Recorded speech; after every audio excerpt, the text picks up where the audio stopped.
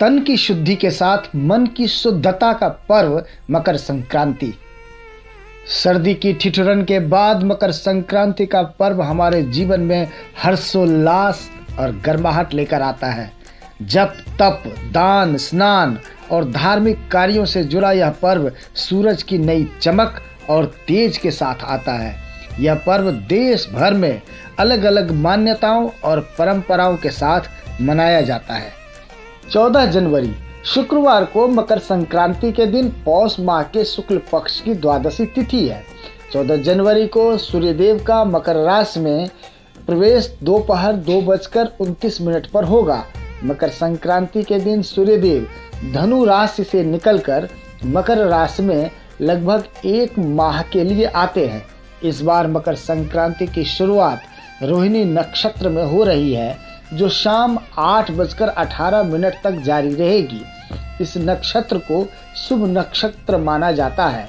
इसमें दान, स्नान और पूजन करना शुभ फलदायी होता है। इसके साथ ही इस दिन ब्रह्म योग और आनंदादि योग का निर्माण हो रहा है। इसे भी अनंत फलदायी माना जाता है। मकर संक्रांति के दिन शुभ कार्यों जैसे विवाह, संस्कार, मुंडन, गृह प्रवेश जैसे कार्य आरंभ हो जाते हैं। धार्मिक मान्यताओं के अनुसार मकर संक्रांति से ही सूर्य देवता का दिन 6 माह के लिए आरंभ हो जाता है। सूर्य के उत्तरायण की अवस्था को देवताओं का दिन कहा जाता है।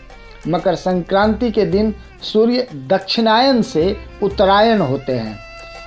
वर्ष में 12 संक्रांतियां पड़ती हैं, परंतु इनमें से मकर संक्रांति का विशेष महत्व है।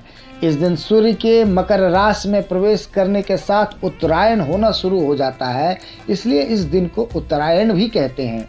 इस दिन से देश में दिन बड़े और रातें छोटी होने लगती है तथा शीत ऋतु का प्रभाव कम होने लगता है। मकर संक्रांति के खगोलीय तथ्य क्या है? नवग्रहों में सूर्य ही एकमात्र ग्रह है जिसके आसपास सभी ग्रह घूमते हैं। यही प्रकाश देने वाला पुंज है जो धरती पर जीवन प्रदान करता है। प्रतिवर्ष 14 जनवरी को सूर्य मकर राशि में प्रवेश करता है, जिसे सामान्य भाषा में मकर संक्रांति कहते हैं। यह एक खगोलीय घटना है जब सूर्य हर वर्ष धनु से मकर राशि में प्रवेश करता है और हर बार यह समय लगभग 20 मिनट बढ़ जाता है। अतः 72 साल बाद एक दिन का अंतर पड़ जाता है। 15वीं शताब्दी के आसपास यह संक्रांति 10 जनवरी के आसपास पड़ती थी और अब यह 14 व 15 जनवरी को होने लगी है। लगभग 150 वर्ष के बाद 14 जनवरी की डेट आगे पीछे हो जाती है। सन 1863 में मकर संक्रांति 12 जनवरी को पड़ी थी।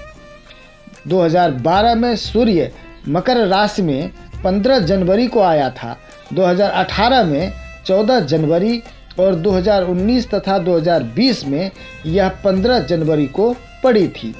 गणना यह है कि 5000 वर्ष बाद मकर संक्रांति फरवरी के अंतिम सप्ताह में मनानी पड़ेगी। मकर संक्रांति की मूल भावना।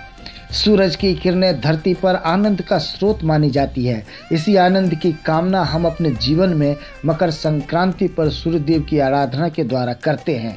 हम कामना करते हैं कि हमारे परिवार में सुख शांति बनी रहे, मनमुटाव और बैर भाव को गंगा स्नान के साथ समाप्त कर परिवार में आपसी मेल मिलाप और प्रेम का भाव उत्पन्न हो।